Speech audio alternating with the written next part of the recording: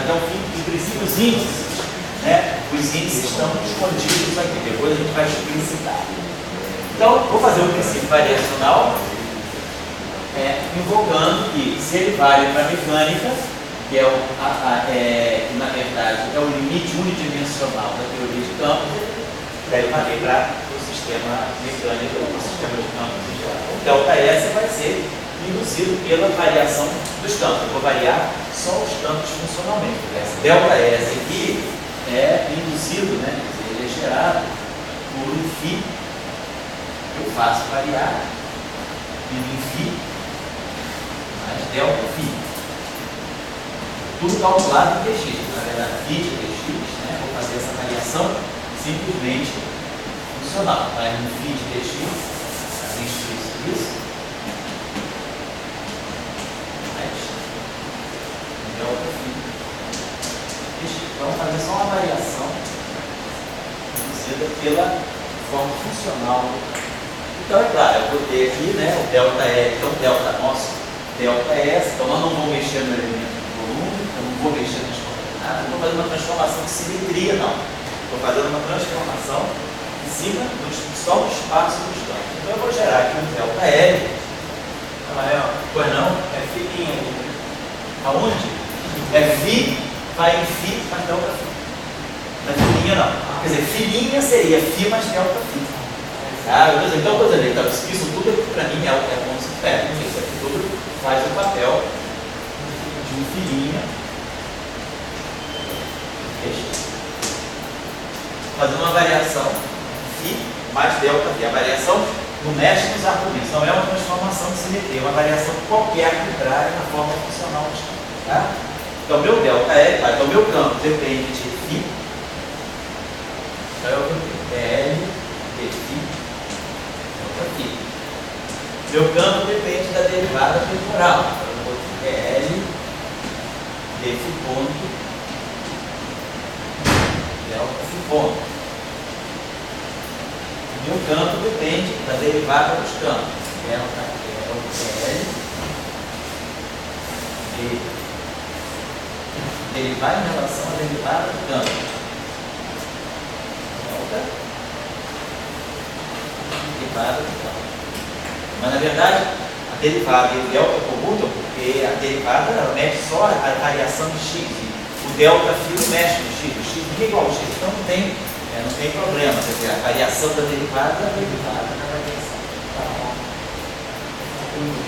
Então, é isso aqui que eu tenho. Então, isso aqui é o que está lá. Vamos colocar assim, né? Vamos colocar desse modo aqui. Delta S, então. Para mim, o delta S, né, meu delta S era isso aqui. Estou fazendo a integração de todo o espaço-tempo, né? Delta L.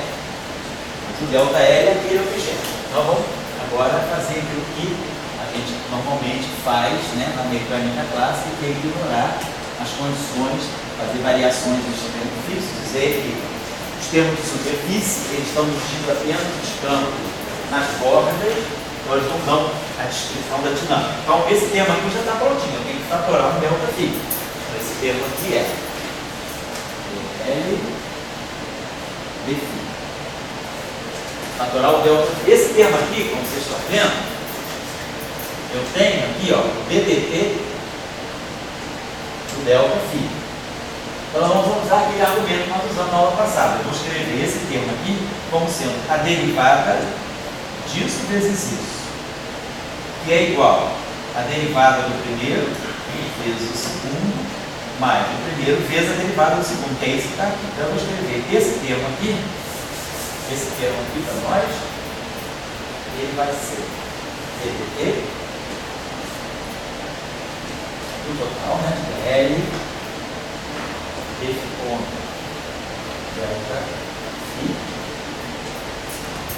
menos DL menos ddt DL de φ ponto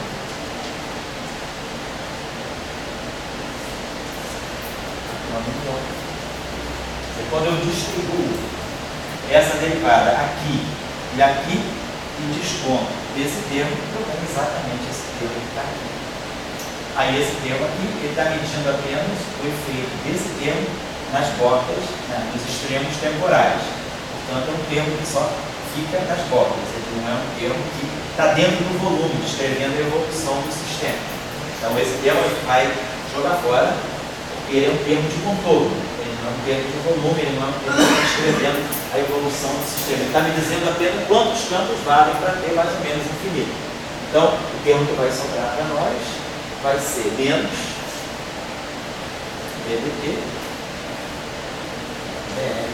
Depois, nas próximas aulas, vamos fazer isso no espaço não importa, relativisticamente. Por enquanto, eu estou separando o tempo do espaço.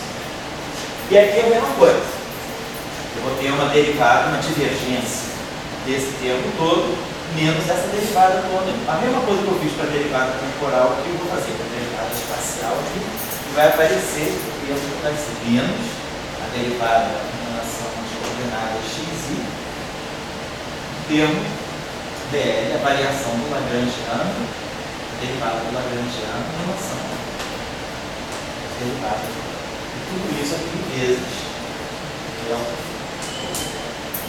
Então é isso aqui que nós chamamos de derivada funcional.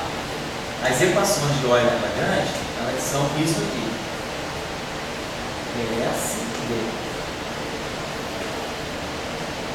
Isso igual a zero. Quer dizer que isso é igual a zero, isso aqui a gente chama de derivada funcional. Derivada funcional dessa ação em relação a esse termo. Isso igual a zero, isso são as equações de Euler-Lagrange. Para nós, isso aqui é equivalente a dizer isso aqui é zero, ou seja, dizer ddt de dl dφ mais dvi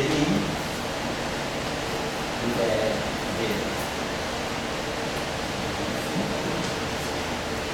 menos. É exatamente como as equações de Euler-Lagrange, uma dimensão na mecânica usual, só que agora é acrescido de um termo novo, né? Porque na mecânica usual eu tenho isso aqui.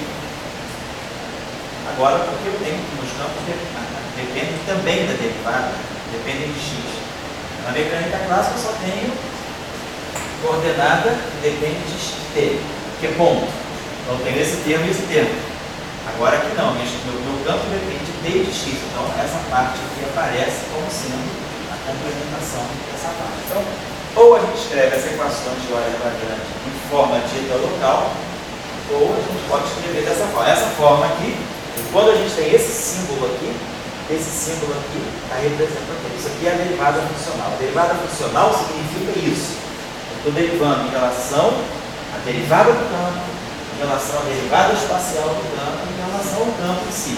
Eu estou medindo quanto essa ação varia quando eu faço uma variação funcional, né? Isso aqui, eu faço uma variação na função do φ, mantendo o argumento. Eu faço então uma variação arbitrária no espaço das funções que são os campos, né? Por isso se chama derivada funcional. Então eu estou dando ΔS, a resposta à variação da ação é tudo isso aqui. Então, quer dizer, quanto que a ação varia quando eu vario o meu φ do φ de φ mais Δφ. Então eu chamo esse ds de φ, isso de φ. Fico sendo a derivada funcional, e a derivada funcional é, na verdade, equivalente a isso aqui. Então dizer que ds de φ igual a zero, funcionalmente, é equivalente a dar essa afirmação, certo? Vou só colocar no começo. Essa expressão ds de φ igual a zero, ela é um dogma ou é um princípio físico? Não, é chamando de dogma de um princípio físico. Quer dizer, ela é uma afirmação matemática. Agora, ela está dizendo por que você quer que defida ds, porque na mecânica clássica você toma isso como um princípio, o princípio da minimação. Você diz que a dinâmica do sistema se passa quando aquele sistema se dá para a configuração de campos que minimiza a ação. Você traz esse resultado para a teoria de campos também. Você importa esse resultado da mecânica clássica. Lá, ele está dentro do princípio variacional, da minimação. Aqui também. Que deu certo lá. Isso, vamos dizer assim. Você reproduz a dinâmica newtoniana a partir disso. Né? Então, quer dizer, lá tem o princípio físico e um grande princípio físico. você trouxe esse grande princípio físico para cá, como eu estou com um grande princípio físico e jogo aqui. Isso. E acabou. E por que eu jogo aqui? Como é que eu motivei isso na aula passada? Alguém me perguntou. Motivei dizendo, o limite mecânico está aqui dentro. Se eu pegar esses campos e fizer a redução mecânica deles, se eu apagar, pegar o regime de campos que só dependam de T, não dependam de X, eu ganho exatamente uma mecânica clássica. Se para ali, se naquela restrição vale o princípio da minimação, então, como ela tem que valer para esse regime particular de campos, eu estendo que ela vale. Mas é um princípio. Ninguém demonstrou, não está demonstrado, é um princípio. E isso, como a gente observa, se você tirar agora as equações de área quadrante e fizer a redução mecânica também, você vê que você vai ganhar o equivalente às leis de Newton da mecânica clássica. Então você se sente, vamos dizer assim, cacifado um pouco por essa condição de contorno que você respeita. Você ganha sempre a mecânica newtoniana, ou a mecânica, nesse caso newtoniano você não tem relatividade. Você ganha sempre a mecânica newtoniana como um caso particular. Aqui a pergunta que eu tenho voltando, né? Porque tem sempre um hiato para mim. Eu sempre um hiato. Lá na mecânica não tem hiato nenhum, acho eu, né? Você conseguiu mostrar que existe um princípio de minimação e até a história. Daí vem aquelas coisas de minimação. Agora, daí a gente traz para cá. Isso. Entendeu? Você traz para o sistema contínuo. E daí você vai deduzir um monte de coisa a partir disso aqui. Você vai fazer tudo a partir disso aí. E daí fica a questão, digamos, se isso aí assim, é um princípio hiato, porque será que lá é necessário? Aqui será que é apenas uma comparação? Se é mais fazer um princípio bolivariano? Entendeu? Ou é realmente assim, é uma coisa que você não estiver usando, você está você poderia dizer, como é que eu vou tirar a dinâmica desse sistema se eu não usar isso? Na mecânica clássica, por exemplo, você sabe que usando o princípio variacional quando você formula, faz a formulação lagrangiana e usa o princípio variacional, você reproduz as equações de Newton. Aqui, numa teoria de campos, o que você esperaria reproduzir? Qual é o análogo das leis de Newton, por exemplo, para a teoria de campos? Como é que você esperaria, por exemplo, vamos dizer, um paradigma que a gente possa ter dentro da teoria clássica de campos, que possa nos colocar dentro de um grau de conforto, como a gente tem com a mecânica clássica. Vamos pegar, por exemplo, o caso do eletromagnetismo. A gente pode fazer uma formulação para o eletromagnetismo, uma formulação do campo eletromagnético, não pelas equações de Maxwell, mas pela formulação lagrangiana. Então, vamos aprender a fazer isso aqui, obviamente. Vamos fazer até hoje, daqui a pouco como exemplo. Então, se você reproduz corretamente, pelo menos as equações de Maxwell, a partir de um princípio variacional, trabalhando com uma densidade de lagrangiana que vale, então você diz, esse resultado que eu tinha lá na mecânica clássica tem chance de valer aqui. Mas você precisa de uma coisa, vamos dizer, mais geral, não fazer caso a caso e verificar que funciona. Então, a argumentação mais geral que você pode encontrar é que embutido, quer dizer, dentro da teoria clássica de campos, você tem uma mecânica clássica, que é a situação de regime de campo que é uniforme, só depende de T. Então, se você aplica o princípio variacional nesse regime que só depende de T, você ganha a mecânica clássica, então você espera que, numa situação mais geral, em que o campo também dependa de X, você não vai ter nenhuma patologia que vá te violar o princípio da minimação, mas você faz por extensão. É por isso que é um princípio, não é um teorema da minimação. Você estende e vê que ele representa bem os sistemas clássicos, não só o sistema eletromagnético, mas todos os sistemas clássicos que a gente tem. Eu acho que esse exemplo que você deu do Maxwell é um exemplo para a gente pensar, fechar a boca um pouco, né? Porque é só assim, dá certeza para a gente, a gente está no caminho certo. Coloca o seguinte, dizer, a física ela é feita de princípios e dura, então por isso que você vai para uma dimensão para outra, você pode ir lá, mas tem um princípio, tem uma coisa, ou apenas um reino do céu que você está querendo resolver. Então, na física mais física mesmo, o princípio da inércia é um princípio. Você não pode negar o princípio do princípio. Os três princípios. E daí a gente quer botar... A segunda lei de Newton também é um princípio. Ação e reação também. Mas não estou dando o princípio da inércia, todas as leis de Newton. Daí você vai dizer, a invariância da luz é um princípio também. Então você tem que entender... A relatividade e daí a gente diz, vamos dizer, o princípio variacional pode ser colocado na mesma altura desses dois princípios, entendeu? Isso que ele está discutindo. E, digamos, o que a gente aprende em física é que ele é também do mesmo nível, né? Porque você vai tirar coisas que eram vistas por um ângulo, agora por um outro ângulo, e que parece que o princípio variacional é um princípio. Agora, depois, quando você vai usar a teoria quântica de campos, essas equações de movimentos já não têm a força que tem aqui na estrutura. Então, será que ele é um princípio tão quanto da inércia, ou da invariância da luz? E a gente começa a se confundir também.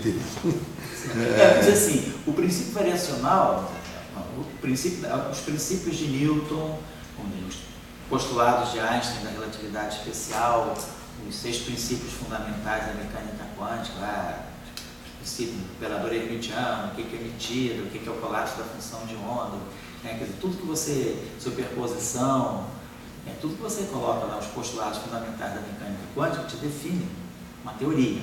Então, o princípio variacional te define uma teoria. Ele é um ingrediente dentro de uma teoria mais ampla que é a mecânica, vamos dizer, a mecânica newtoniana.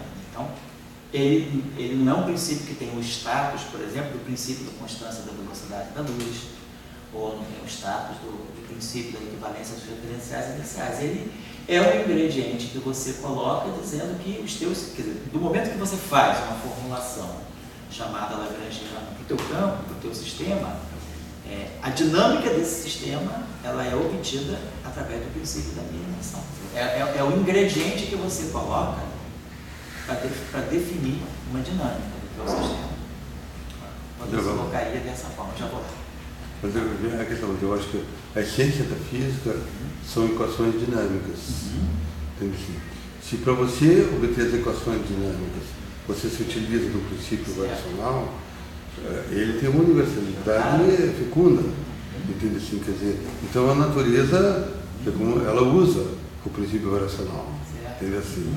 Então a natureza, assim, o comportamento da massa aqui, o Júpiter é igual, e da natureza também, qualquer equação, ela tem princípio variacional. Então, quer dizer, eu acho que, no meu pensamento, pelo menos, ele tem um status da invariância da luz, do princípio da inércia, do onda-partícula, porque ele está guiando a construção de equações. Por exemplo, se você faz a formulação hamiltoniana da mecânica, não a formulação lagrangiana, você, por exemplo, define as equações de movimento através das equações de Hamilton. Então, por exemplo, na formulação lagrangiana, você se vale do princípio variacional para chegar nesse sentido que eu estou te dizendo, que o impacto é menor do que das outras coisas. Quando você chega a isso aqui, a partir do Lagrangiano, você define uma ação. Ação, você usa esse teu objeto chamado Lagrangiano para construir a tua ação.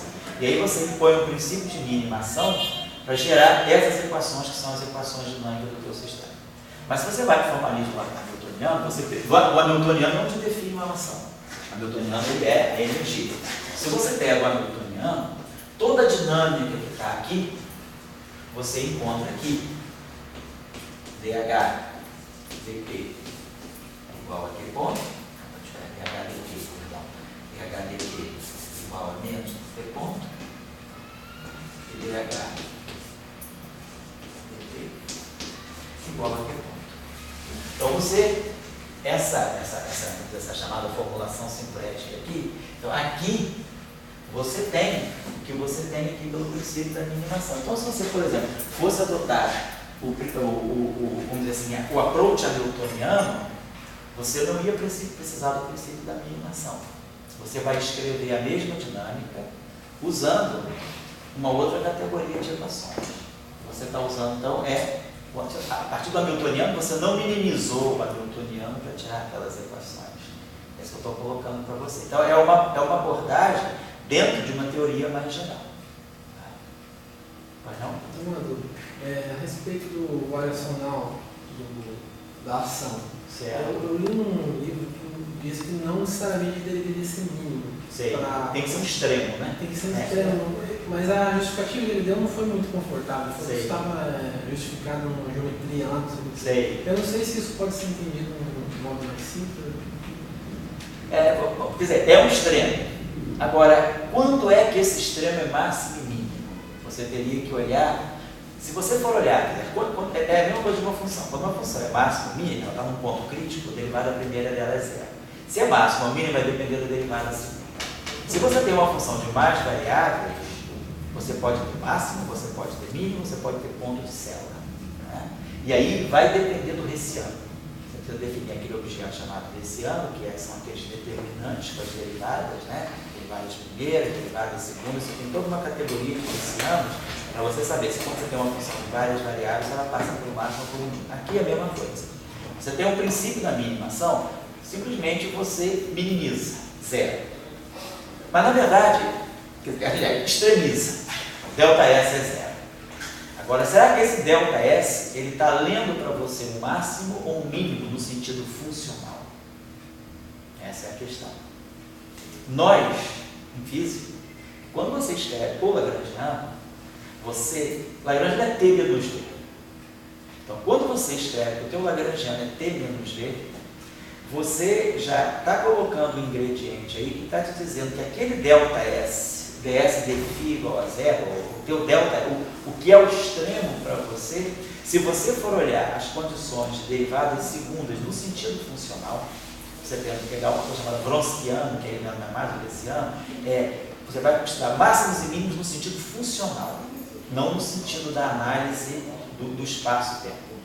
Você vai ver que pela construção que nós damos para o lagrangiano, por ser T menos V, você, na verdade, ao extremizar funcionalmente, você está minimizando. Então, você está minimizando sem saber, vamos dizer assim. Mas porque a construção do T menos V, ela já te garante que funcionalmente você está... Porque no fundo, o que você está querendo fazer é o seguinte, a dinâmica do sistema, você está buscando a configuração de mínima energia do sistema. Então, no fundo, o que você está procurando são as configurações de menor energia.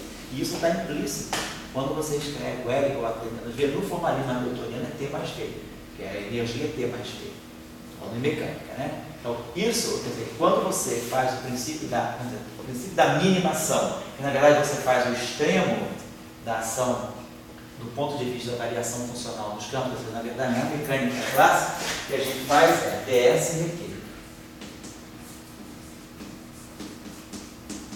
Essa variação funcional que eu faço. Essa variação funcional é equivalente a isso aqui. Agora, isso aqui é um extremo. Será que esse extremo está maximizando ou está minimizando? Então, quando você escreve que a energia cinética é L igual a T menos G, na verdade você está minimizando. Tá? A energia cinética é sempre positiva, meio de M2. Então você tem T menos G. Então, isso aí te garante que você vai estar sempre, o extremo é o mínimo. Por isso que muitas vezes fala, estou minimizando assim. Então, mais ou menos o que eu quero dizer, o que você está colocando é isso. Tá? Eu acho que se você faz a conexão, quer dizer, os approaches hamiltoniano e o lagrangiano, você mais ou menos vê que são duas abordagens diferentes. Bom, vamos fazer um exemplo disso aqui, só para... Eu não gosto de usar, nunca aconselho vocês a tirarem a equação de campo usando isso aqui. Isso aqui é bom para algumas manipulações formais. Vou mostrar por que é muito mais fácil sempre a gente trabalhar. Vamos pegar um exemplo aqui. Então, vamos pegar um exemplo que eu tenha. Eu tenho meu campo φ, nesse caso, eu vou fazer assim. Meu campo φ vai ser um escalar, um vetor e um tensor. Vou pegar logo três casos. Vou pegar um lagrangiano mais complicado.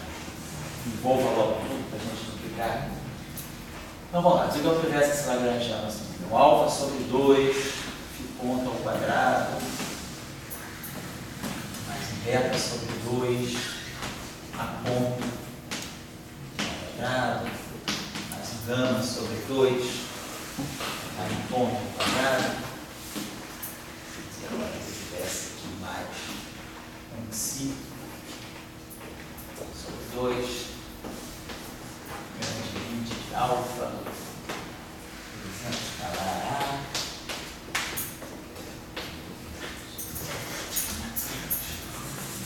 mais um zeta de capa, aí J, né?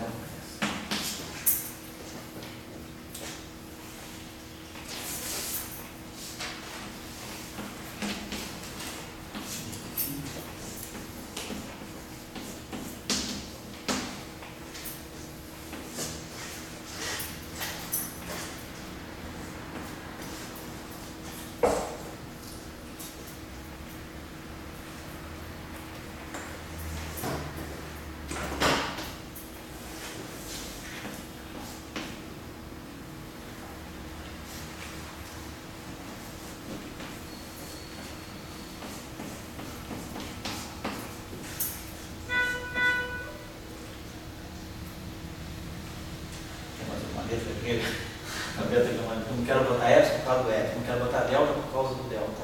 É um zepton, alfa, beta, delta, zeta, teta, teta, vou botar uma teta aí. Então, teta aí, H e J.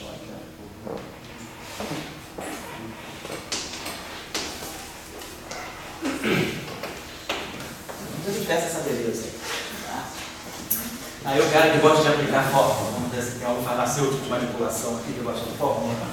Então, você gosta de fórmula? Não, não faço isso. Eu faria, não. Você faria usando aquilo? Ah, não te aconselho. Mas tudo bem, vamos fazer usando aquilo. Então já você faria, não faz. Eu tive preguiça. Por isso aí pela parte. Seja filmado. Seu momento aí de Brasil te conhecer. Hã? Você mais que o meu atrás. Ai meu Deus, tem que aplicar fórmula. Tá me obrigando a aplicar fórmula. Ai, que humilhação. Vamos lá. Então vamos lá. DDT. Bom, fazer para nunca mais, hein? Façam isso uma vez só na vida. Vou só fazer só um caso. Vocês vão ver que vocês desistem no meio do caminho. Vocês vão ver que é muito mais fácil. Não apliquem a equação de Euler-Lagrange nunca. Só para tirar a lei de conservação, mas assim, na hora da vida prática, né? Vocês vão ver o tempo que a gente gasta para fazer as derivadas aí, quando a gente pode fazer tudo realmente em poucas linhas, né? Vou dar só um exemplo aqui. Então, a fórmula, né? A fórmula é essa aqui, né?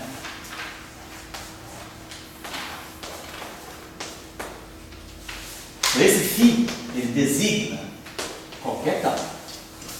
Então, só para vocês saberem, se a gente for aplicar a fórmula, então, vamos supor que o φ seja o próprio φ que é. Então, significa que eu vou fazer isso. DDT, DL, DI, L, I, Φ igual a zero. Essa aqui é a equação de movimento, a equação dinâmica para o campo φ. Deixa eu ver se eu fui bonzinho de marcha no campo φ.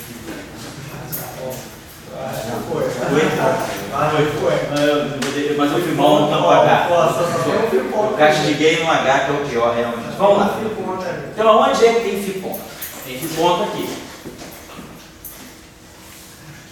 Tem φ ponto aonde mais? Só tem φ ponto ali. Então, derivar em relação a φ ponto, quer dizer, derivar vai dar 2 alfa sobre 2, vai ficar alfa, φ ponto. Derivar em relação a φ ponto ao quadrado, derivada em 2 φ ponto. Então, isso aqui vai dar DDT do φ ponto. Derivada temporal do φ ponto é o φ 2 pontos. Tá legal? Então, já temos uma derivada segunda do campo. A aceleração está aqui, ó, x 2 pontos. Beleza. Onde é que o lagrangiano depende do gradiente de φ? Aqui. Esse termo aqui é si di φ aí. Então, claro, derivar em relação aonde mais tem o aí depende aqui também. Só aqui. Então, se eu for derivar esse campo, esse objeto em relação a aí, eu vou produzir si aí, então di mais o gradiente. mais relinho do que se aí, produzindo aqui, uma divergência do ar. E quando eu derivar esse objeto aqui em relação a φ, eu vou produzir aqui mais um dk do HIJ. E o zero? O zeta é isso. Zeta. dk do HIJ. E vem em relação a dk do AJ.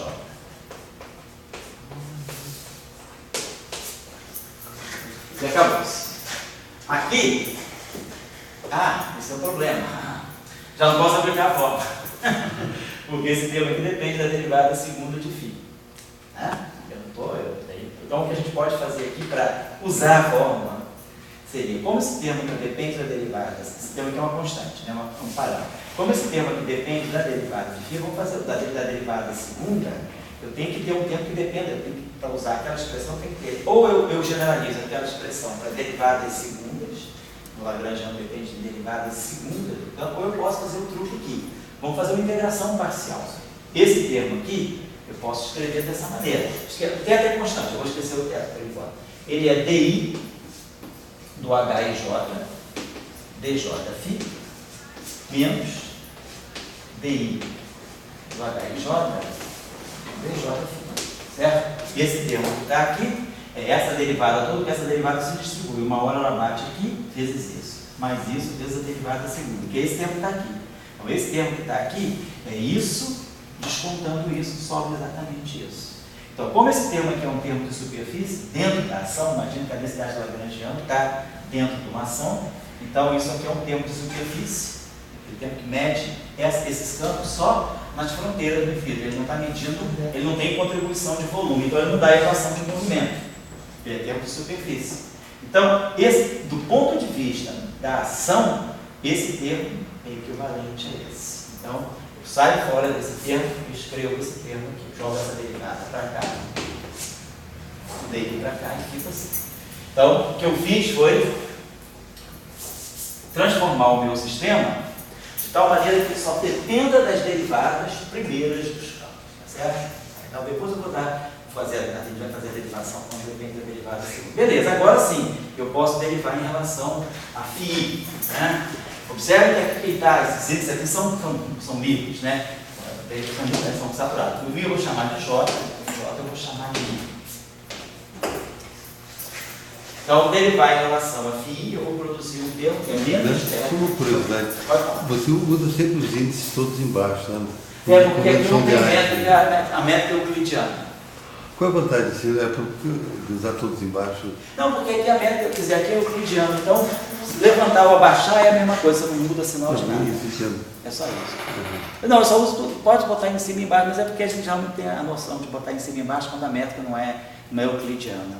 Mas a métrica euclidiana não tem distinção entre isso. Quer dizer, vamos dizer, na verdade, do ponto de vista da álgebra linear, significa que o espaço e o espaço dual são idênticos. O que faz a métrica? Né? Vocês estão lembrados da álgebra linear. Quando eu tenho um vetor, eu tenho uma métrica. No espaço-tempo tem uma métrica. Então, o produto escalar de dois vetores, o produto escalar de dois vetores, ele não é exatamente o IVI, né? Ele é G e J. Tem que usar a métrica para fazer o produto escalar. Isso aqui significa que eu posso escrever isso dessa maneira, com transposto GV. Coloco em forma um vetor coluna, você tem um vetor linha, a métrica, o vetor coluna. Então, o produto escalar depende dessa métrica. Quando eu faço uma rotação, então, isso aqui é o meu vetor. Quando eu faço uma rotação, meu vetor com linha, ele é R1, obviamente. Meu vetor V', vetor R, fazer uma rotação no espaço. Então, o linha escalar V' vai ser o transposto, R transposto, G, V', é RV. Então, qual é o sentido? A métrica, eu quero que o produto escalar seja invariante. Então, essa transformação, ela vai ter que deixar invariante a métrica. Transformação de similaridade que deixa invariante. Isso aqui garante a invariância do produto escalar. Então, eu fiz uma transformação, a métrica ficou invariante, então o produto escalar mudou. Se o produto escalar não mudou, os ângulos não mudaram e nem as normas dos vetores mudaram. Então, tem perfeita invariância do ponto de vista da geometria. Os ângulos e as medidas não mudam. Beleza. Então, isso aqui é a lei de transformação. Se eu pegar esse objeto agora, esse objeto aqui, então a transformação dele é isso aqui. Agora, vamos definir um objeto chamado, vamos definir um novo vetor a partir do, vamos definir um vetor, o barrado. Esse vetor, o barrado, ele é G1. Não estou fazendo uma transformação do vetor, não. Estou redefinindo. Vamos dizer que eu defina um vetor, já que eu tenho uma métrica à minha disposição, vamos dizer que eu pegue a métrica, a matriz métrica e multiplico por esse vetor. Vou definir uma outra categoria de vetor, o barrado. Isso aqui é um objeto. Vamos ver como é que ele se transforma sob rotação. Quem é o barrado linha? O barrado linha vai ser o G, né? Então vai ser isso aqui. G, U, linha.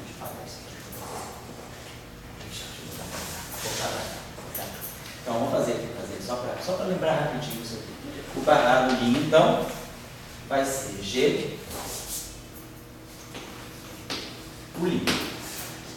Se o meu vetor se transforma desse modo, agora estou definindo um outro vetor, que é G vezes U. Mas é um outro vetor, como é que ele se transforma sob rotação? Vai ser a transformada disso aqui. Então isso aqui vai ser igual a R, G, U. Transformado de um vetor, é a matriz de rotação em torno do vetor. Mas eu posso escrever isso aqui da seguinte maneira. Então, lembre-se que a gente viu lá que R transposto G, R é igual a G. Essa é a condição de invariância da métrica sobre rotação. Então, eu posso multiplicar aqui por R e multiplicar aqui por R. Então, o que eu sei de invariância, já que eu defini esse vetor. Então, o que nós sabemos dessa relação aqui, deixa eu botar aqui, R transposto GR é igual a G. Não estou dizendo que essa matriz aqui é ortogonal. Se essa métrica fosse a métrica euclidiana, obviamente isso aqui daria uma condição de ortogonalidade. Delta e delta. Mas essa métrica não é necessariamente euclidiana, é uma métrica. Então, a minha matriz que vai fazer as rotações, nesse caso, o que ela tem que fazer é deixar invariante a métrica. Ela vai deixar invariante esse objeto aqui. Então, essa é a condição de invariância para nós. Então, vamos voltar. Então, o nosso U barrado linha, que é o nosso G, seria esse objeto aqui, linha, ele vai ser, então vamos dizer, seria a métrica G', claro, e U'. Só que a métrica ela é R transposto GR, ela é invariante. E o meu linha é RU, né? Meu linha é RU. Vou colocar dessa forma assim. O meu vetor é G', satisfaz essa relação, né? Que é a invariância da métrica. Ou então, deixa eu colocar deixa eu pagar desse modo, como a gente estava fazendo. R, onde eu quero chegar. Só quero mostrar para você o que você está querendo colocar ali, né? Então, isso aqui é RGU. Então, a transformação desse objeto aqui. Vamos usar aquela, vamos ver se a gente pode usar aquela condição aqui, ó.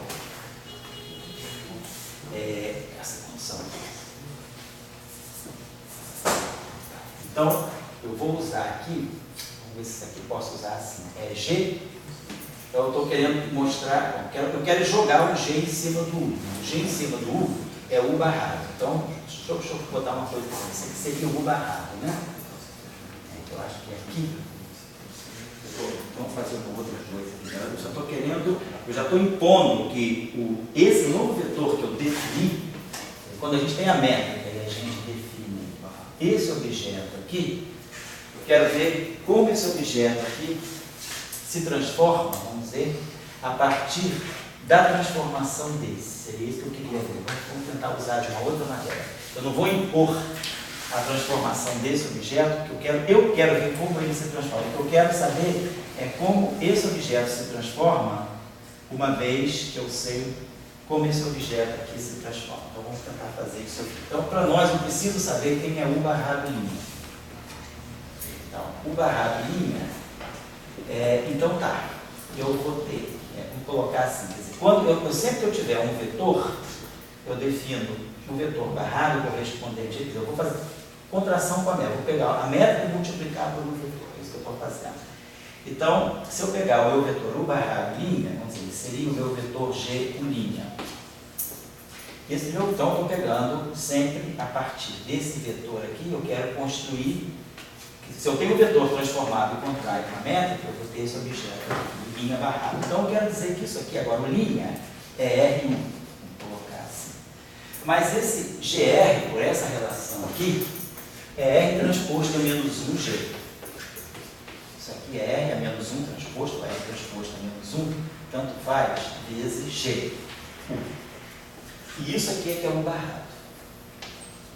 Então a gente começa a ver o seguinte: se eu definir essa categoria de vetores, a lei de transformação dele sobre rotação não vai para a matriz R, vai para a matriz R-1 transposto, que é o que a gente na álgebra linear chama de espaço dual. Se eu estou no espaço vetorial, os meus vetores se transformam numa matriz R, eu faço uma transformação linear com a matriz R. No espaço dual, as transformações elas são lidas como R-1 transposto. Então, essa categoria de vetores, ela é um vetor também, mas ela é um vetor que não sente a mesma rotação que o vetor U sofre. A rotação que eu faço no vetor U, nessa classe de vetores que são definidos em contração com a métrica, a rotação é vista como R transposto menos 1. Claro que, aí sim, se a métrica é euclidiana, se eu estou no espaço euclidiano, a métrica é a matriz de identidade. O produto escalar é o I e I, G e J é delta e J. Se o G e J é o delta e J, a gente sabe que essa relação é uma relação de ortogonalidade. Então, R transposto menos 1 é o mesmo R. No caso, o espaço de métrica e identidade, a métrica e identidade, R menos 1 transposto no próprio R. Então, esse vetor é idêntico a esse, a transformação dele simplesmente é a mesma. Mas se eu tiver um espaço onde há uma métrica não trivial, que não seja a identidade, uma coisa é esse objeto. Outra coisa é esse vetor, o barrado, que vai ser componente I dele, vai ser G e J, o J. Então, se esse vetor aqui sofre uma rotação R, esse vetor aqui sofre uma rotação R transposto a menos 1. Então, é isso que lá quando a gente estuda geometria riemanniana, a gente coloca índice em cima e embaixo. Ou eu falo, esse vetor aqui, quer dizer, tem I, e esse vetor, o barrado, para não ficar carregando o barrado, e o que a gente faz é colocar o I em cima. Então, a gente diz que esse vetor aqui, na verdade, o que ele é? Ele é o G e J. O J, na verdade, é a contração com a métrica. Então, no espaço euclidiano, você não precisa se preocupar, porque vetor e vetor dual é a mesma coisa. Você não distingue entre o vetor e o dual, eles são idênticos. Mas no espaço onde você não tem uma métrica euclidiana, onde a métrica, você pode trabalhar numa base que não é ortogonal. Né? Se você quer trabalhar numa base, todos os meus vetores, eu estou normalizando na base. Então, todos os meus vetores vão ter componente. O I é I chapéu. V vai ser VJ, é J chapéu. Então, quando eu faço o produto escalar de U com V, eu vou ter o IVJ, mas isso escalar isso, mas esses vetores são ortonormalizados. Então, isso aqui vai ficar delta de J, então vai dar o IJ, IVJ, IVI. Então, isso é um produto escalar normal. Agora, se eu estiver trabalhando com uma base que não é ortonormal, nem ortogonal, posso aí vir trabalhar com uma base que é assim, posso trabalhar com uma base de um vetor grandão e um vetor pequenininho assim. Isso é uma base. Os dois vetores são linearmente independentes. Então, dizendo que esse aqui seja o vetor epsilon 1 e esse aqui seja o vetor epsilon 2. Quando eu for fazer um produto escalar de U com V, eu vou ter o IVJ, mas aí eu vou ter o produto escalar de epsilon I com epsilon J. E esse produto escalar aqui não é zero. É 1 com E1 dá o módulo desse vetor, é 2 com E2 dá o módulo desse, mas é 1, E2 dá. Tem esse ângulo que não é zero, não é 90 graus. Então, esse objeto aqui define uma matriz de produtos escalares dos vetores de base. É uma matriz 2 por 2, E1 é 1, E1 é 2, E2 é 1, E2 é 2. É uma matriz simétrica. Então, isso aqui é a minha meta. Então, se eu trabalhar com essa base, aí eu tenho a discussão na métrica. Agora, a discussão, então, aí eu vou ter que distinguir entre o que é um vetor e o que é o dual. Mas a gente sabe que se essa matriz é simétrica, eu posso sempre diagonalizar essa matriz com uma transformação ortogonal, teorema espectral. Ou, vice-versa, eu posso sempre fazer a transformação de Gram-Schmidt para poder tornar uma base ortogonal e depois normalizar a base. Então, no final de tudo, é equivalente a você trabalhar sem perda de generalidade com a métrica euclidiana. Qualquer espaço plano, se você pegar qualquer base, você pode sempre transformar na base ortogonal, ortonormal, sem termos de generalidade, porque você tem o teorema espectral e tem o método de Gram-Schmidt para a ortogonalização. Então, bota todo o índice embaixo, não precisa distinguir. Agora, quando você vai para um espaço tipo Minkowski, que você distingue direção temporal de direção espacial, ou você está num espaço realmente curvo, aí você não pode, você não consegue se livrar da média. Aí você tem que distinguir entre índice em cima e índice embaixo, ou trabalhar com barrado, como você quiser. Fala aí, Reinaldo. Eu fiquei só confuso com uma coisa, que é o seguinte, esse U barrado que ele definiu, que vai se transformar a frente de rotação diferentemente do sem barra, lá, eu imagino que o U barrado I, o I é uma coisa que seja invariante de frente de rotações. Isso, ele equivalente a um quanto variante como covariante. Só que ali na demonstração, a gente precisa usar que o U sem barra I com o VI sem barra é invariante também. Quer dizer, a rotação deixa invariante. Se você agora pegar... Mas com os dois covariantes também? Oi? Com os dois covariantes também? Isso. Quer dizer, você está pegando, você está fazendo isso aqui, quer dizer, os dois do mesmo modo. Você está pegando simplesmente você está fazendo isso aqui exatamente. Ó. O que é o produto escalar para você? Nesse caso, o produto escalar é GJ, I, VJ. Agora, se você está dizendo, eu vou incorporar esse GJ, VJ, eu vou chamar isso de V barrado. Então, para mim, isso aqui vai ser o I, V barrado I. Então, quando você pega um barrado e sem barra, os índices são iguais. Então, você bota a métrica, você não tem isso. Aí você incorpora, que é por isso que é da mesma coisa. Entendi. Obrigado. Então, sem nenhum problema, a gente está trabalhando com índice tudo baixo. Não precisa dizer o que é índice baixo e índice em cima, porque a gente não está em nenhum espaço de Minkowski. Então, beleza, a gente chegou a fazer isso aqui? Chegou, né? Derivamos em relação a φ, vai aparecer o termo θ menos θ, dj, né? dj, hj, produziu então uma divergência desse tensor de rank 2. Isso aqui igual a zero.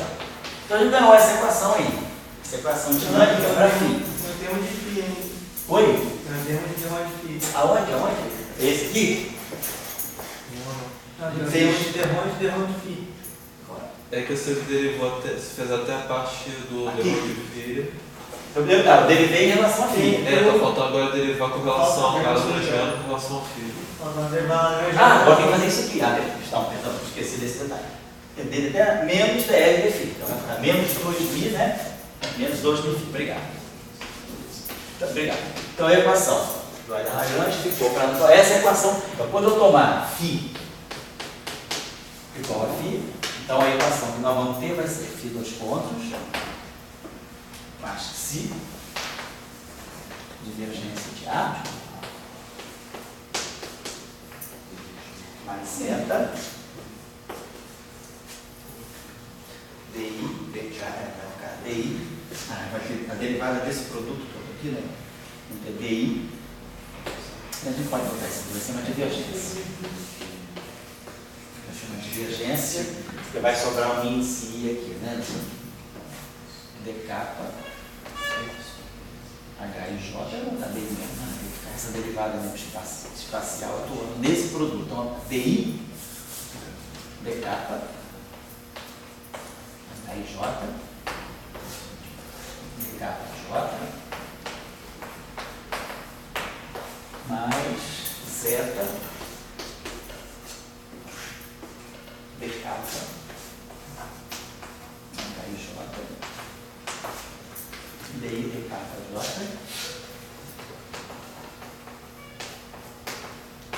perfeito, menos DI, DJ, menos θ, DI, J, menos 2μ igual a zero. Só para comentar alguma coisa aqui. Então ganhamos essa equação aqui. Essa equação aqui então está me dizendo o seguinte. Professor, Pode falar.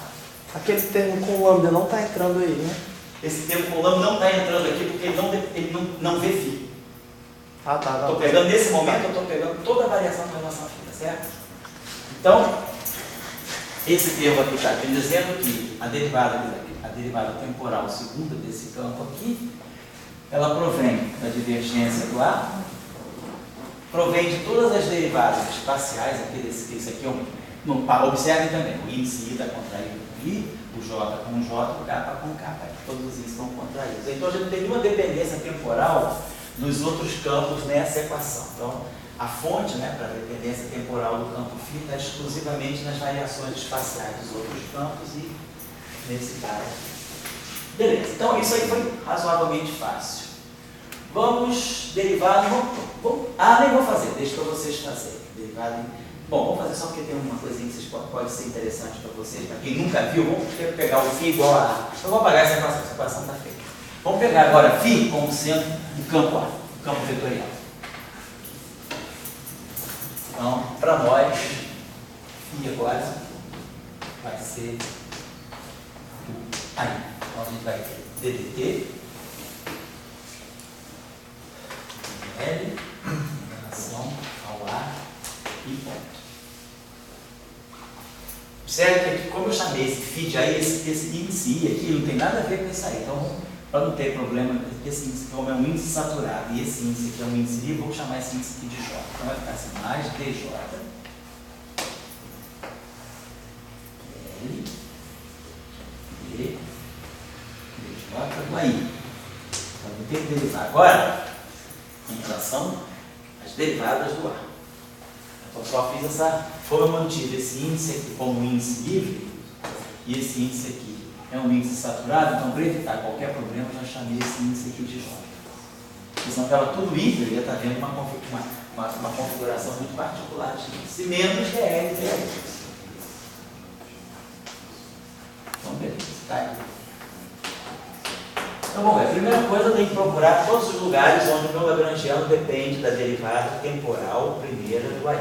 Então, esse termo aqui está nessa categoria, esse termo não depende de a ponto, e nenhum outro termo aqui depende de a ponto. Esse termo aqui depende da divergência de A, das derivadas espaciais de A.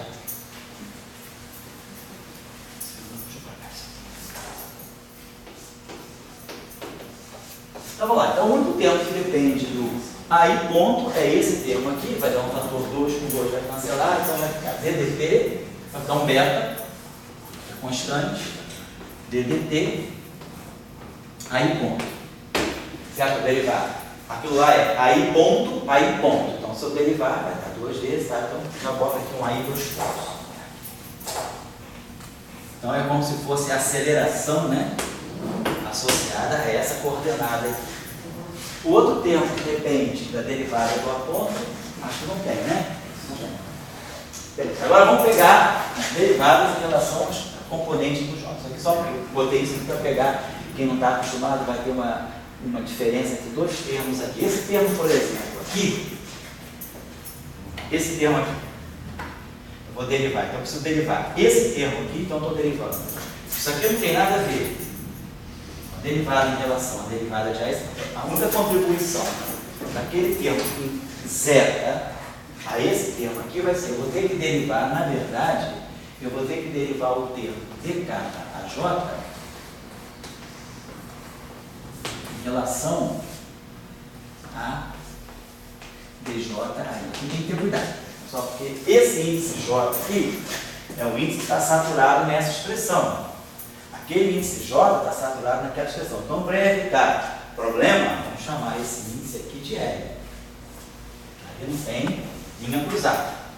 Então, derivar d dk a L. Porque senão, eu estaria misturando. Esse índice está saturado nessa expressão e esse índice J estava saturado nessa expressão. Eu estaria usando, na mesma expressão, dois pares de índice J, daí errado, né? Eu estaria contando a configuração de índices errada. Então, sempre que vocês estiverem na mesma expressão, não, essa expressão como está aqui, está perfeita deixar o J, problema nenhum.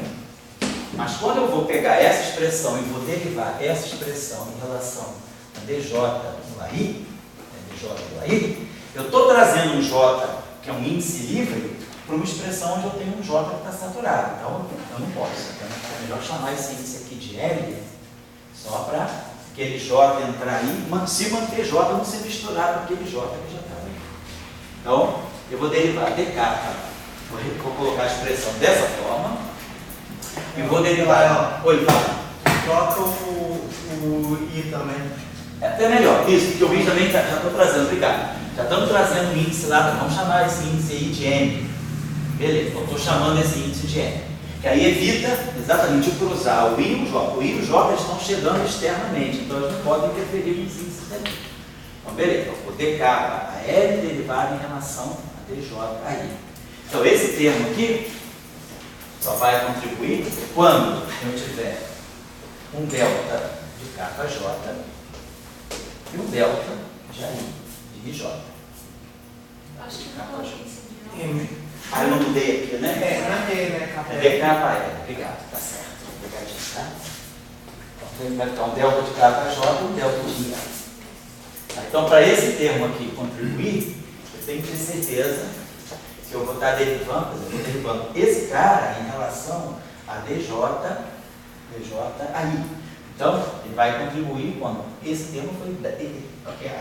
A derivada que estiver atuando aqui for a mesma que estiver lá, é como se eu tivesse que derivar dx y em relação a dy a z, que é outra coisa. Eu tenho que derivar em relação à mesma coisa. Então, por isso está me dando o delta de KJ e o delta de IL. Então, esse termo está me dando isso. Então, quando eu fizer aquela derivada, atuando nesse termo, isso aqui vai desaparecer e vai me produzir um delta de KJ e um delta de IL. Então, quando esse delta de KJ, esse delta de IL entrarem aqui, eles vão me dar essa contribuição. Vai ficar mais. Já viram chatura, né? Imagina quando a gente for fazer isso por HIJ. Nem precisa, né? Não precisa aplicar essa forma, né, cara? Só tem que prestar atenção ali. DJ. Então vamos lá, vai ter DJ de aquilo lá. Zeta.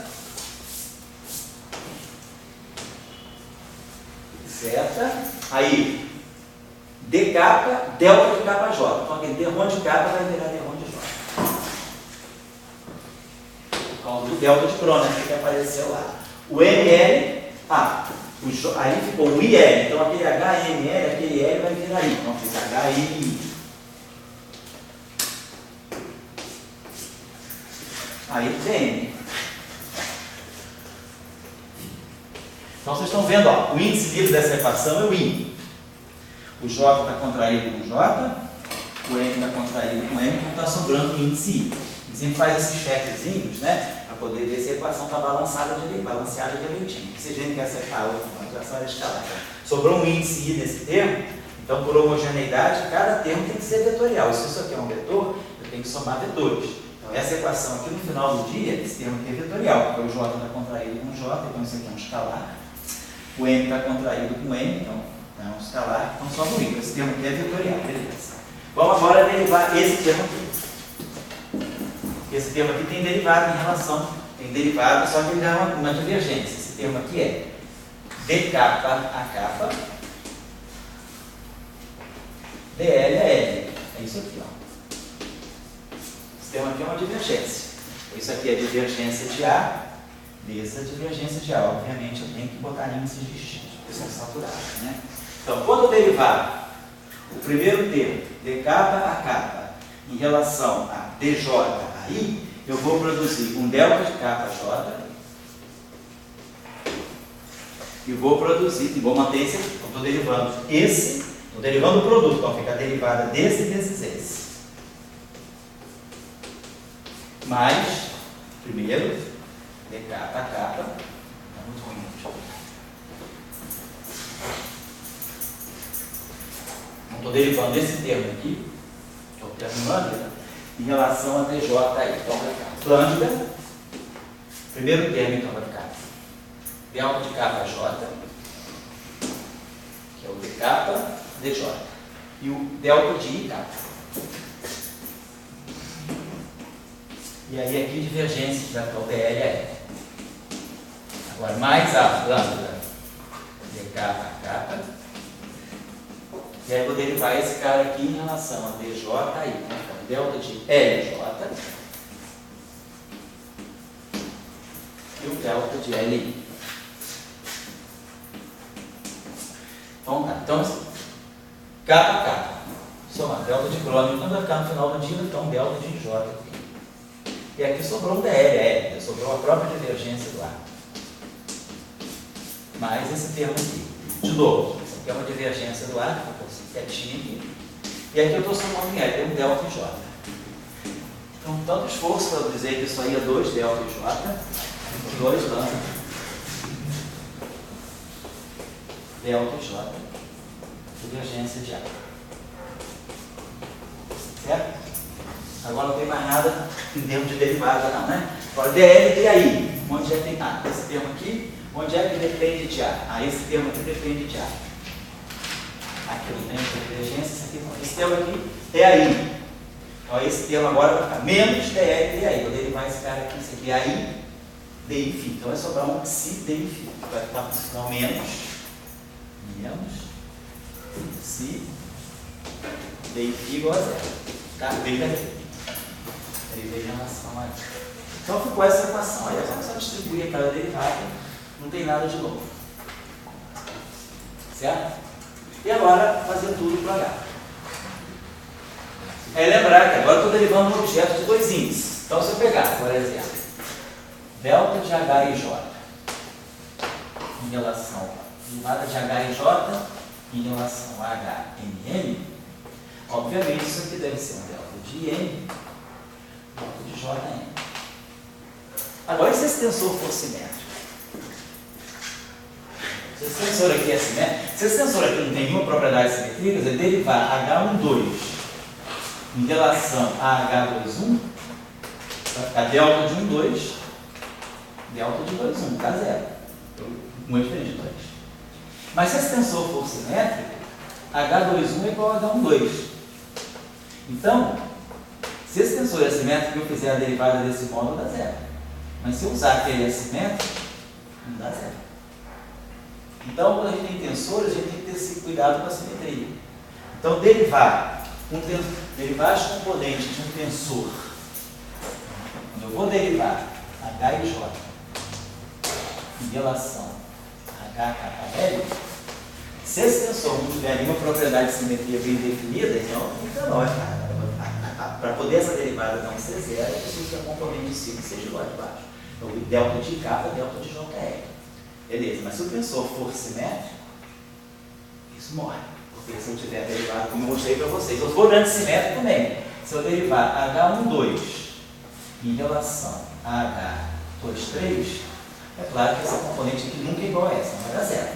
Mas se eu derivar H12 em relação a H21, em princípio isso aqui daria delta de 12, delta de 21, que é zero. Mas se esse tensor for antissimétrico, isso aqui é a mesma coisa que isso. E aí isso aqui dá delta de 1, delta de 2, que é menos 1. Então a gente tem que ter cuidado. Então quando a gente for definir a derivada de um tensor... Professor, mas todo tensor não pode ser dividido numa parte simétrica e numa parte simétrica. Então, exatamente. Se você deixar o tensor livre como ele está, você vai fazer aquilo. Agora, se você quiser, você pode quebrar o teu tensor numa parte simétrica e numa parte antissimétrica. E aí, a derivada da parte simétrica em relação à parte simétrica, a gente não vai ter isso que a gente vai ter que ver. Por isso que eu digo que é trabalhoso, é chato fazer tudo isso. Aí, ok, se eu pegar agora, imagina que agora eu tenho esse, vou chamar de H til o tensor simétrico. Se eu derivar H til e J em relação a H til MN. Então esse tensor é simétrico. H til é o tensor simétrico. Então H e J, H til e J é igual a H til JI. H til MN é igual a H til MN. Então, isso aqui vai dar para mim um delta de IM, delta de JN, mais delta de IM, delta de JN. Agora, como isso aqui é simétrico em IJ, essa expressão aqui, se eu trocar I com J, é igual.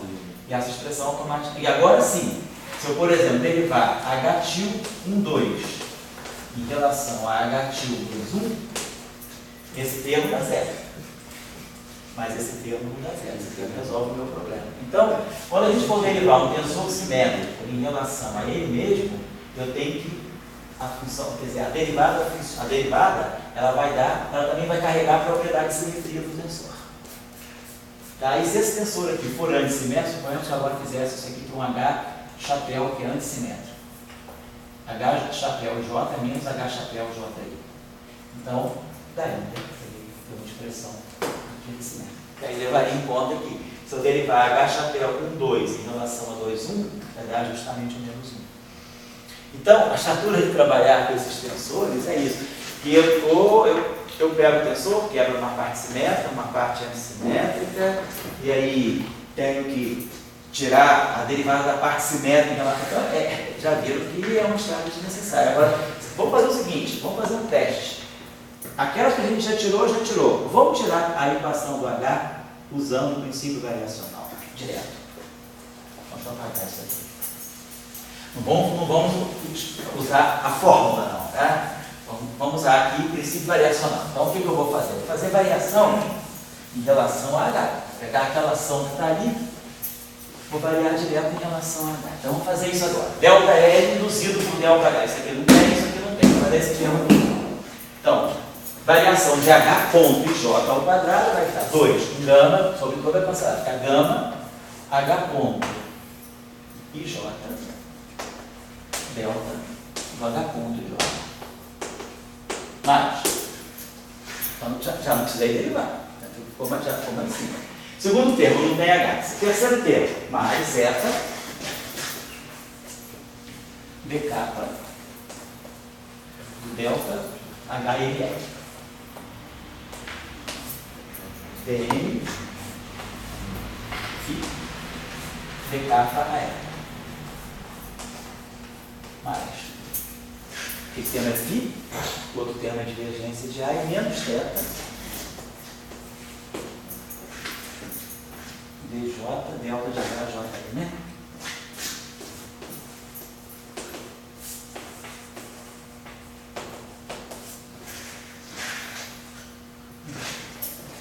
Vou dar um intervalinho, gente. A gente começou às 4h30, né? A gente começou às 4h30. Quem tiver que ir embora porque está meio tarde, está filmado. Essa semana, eu acho que o Denis já processou, acho que já está no servidor a aula de mecânica clássica dele. Você checou? Alguém checou isso? Já está no servidor? Você checou? Ele colocou a primeira aula. Só a primeira? Ah, tá certo. A segunda ele transformou, ele já converteu, mas não botou no site ainda não, né? Ele foi para a primeira aula, né? Eu acho que já, porque ele já converteu as duas primeiras. Eu acho que ele só não colocou a segunda porque foi gravado na outra câmera, certo? Ah, eu não sei, vou escrever para ele hoje à noite, tá certo? E peço que ele passe a e-mail para você. Professor, onde é que estão os códigos das aulas? Aqui numa complicação. Oi? Eu não sei se o Denis passou. O Denis de Cocurote ou o Denis de Petrópolis? O de Petrópolis, tá? Você não sabe se ele passou. Tem comando, entende? Entendi. Senão tu não passa. Não, entendi. Os códigos, cara, tem que. Eu nunca entrei naquilo ali, mas me falaram que é complicado pra caramba, que você tem que ver o curso que você quer, pegar o código e aí você clica no código, porque se você clicar em cima do título da aula, você não abre. Você tem que ver aquele título da aula. Você não encontrar no projeto, eu acho que o projeto de videoaula está complicado assim. Eu não sei muito bem. Tem o título da aula para o código. Então você vê o título da aula no código. Já tem aula de 2013 no servidor, mas eu não achei o código. Entendi. Entendi. Já tem as aulas no servidor, mas não tem os códigos. Então eu vou pedir para o Denis colocar os códigos, tá certo? De 2013. De 2013. Porque ele não abriu ainda o linkzinho 2013 não, né? Não, tem várias aulas de 2013, mas só... Tá tudo solto. Solto. No servidor. Mas agora eu não sei... Não, o professor global está no 2013. Legal. Já está tudo certinho no professor global. Então, olha no professor. Não, mas tem a parte que o Denis ainda não colocou, por causa... Quem botava no chão, cara. Entendi. Entendi. Então está tendo um... Tem que ter um lápis, está tendo um lápis. Agora o Denis vem sexta-feira e vai colocar. Aí vem aqui, né? Então tá. Vou falar para sexta-feira. Então olha aqui, ó. Acabou. Agora o que eu quero fazer? O que a gente tem que fazer sempre? Isolar o delta do campo. Então eu tenho que isolar um delta HIJ aqui, tenho que isolar um delta HIJ aqui, tenho que isolar um delta HIJ aqui. Bom, como é que eu isolo o delta? Tem que liberar dessa derivada. Nós todos já aprendemos. Para tirar essa derivada daqui e jogar para cá, eu truco sempre, integra por partes. Cada derivada que eu integro por partes ganha um sinal menos. Então aqui ficou assim, ó. Aqui já ficou. O que eu tenho que fazer aqui? Limpar esse delta também dessa derivada. O que eu faço para limpar o delta dessa derivada? Integro por partes. Significa que essa derivada vai ter que atuar no resto todo. Então esse termo aqui, também, eu vou integrar por partes uma única derivada, não um sinal menos. Vai ficar menos zeta, delta de HML.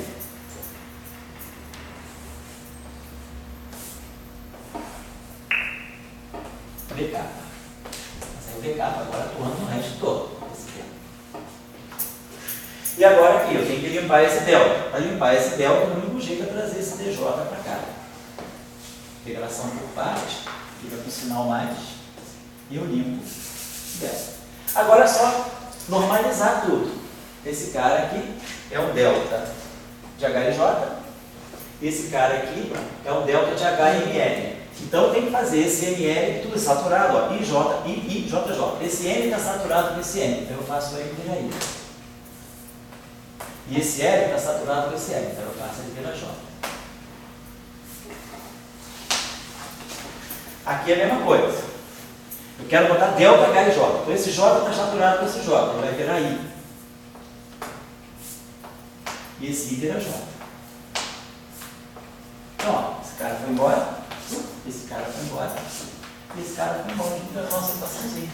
Então fica gama, HIJ 2 pontos, mais zeta, decata,